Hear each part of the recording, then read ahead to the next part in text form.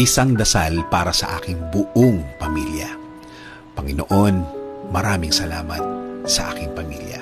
Maraming salamat at lagi silang andyan. Sila po ang aking inspirasyon, ang aking lakas. Sila po ang nagiging kakampi ko sa mga pagsubok ng buhay at laging nakaalalay kapag kailangan ko ng suporta.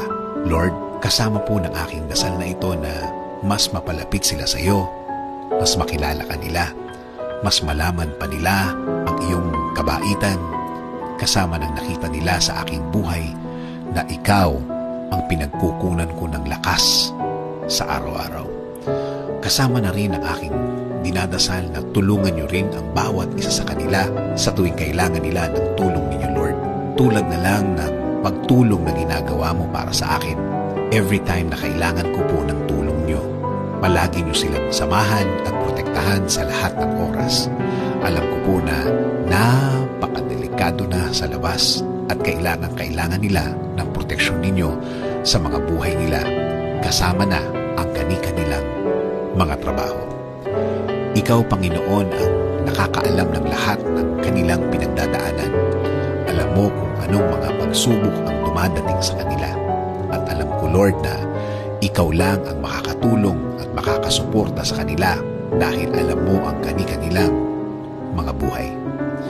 Bigyan mo sila ng talino para kanilang magamit sa tuwing may dalahin sila sa kani-kanilang mga buhay.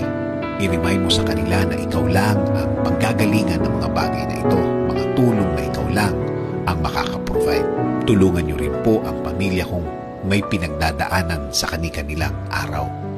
Mga taong ayaw magsalita tungkol sa kanilang mga problema at nagdesisyon na lang na manahimik na lamang and decided to keep it to themselves.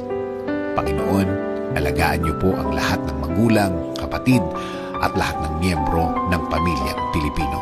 Patuloy niyo kaming ilayo sa lahat ng uri ng sakit. Ilayo niyo po kami sa lahat ng uri ng masama. Manatili po sana ang inyong peace sa aming mga puso at isipan. Patuloy niyo pong i-guide ang aking buhay. Bigyan niyo po palagi ng direksyon ng aking araw-araw at ng aking buong pamilya. Patawarin niyo po kami sa lahat ng aming kasalanan sa inyo, Panginoon. In Jesus' name we pray.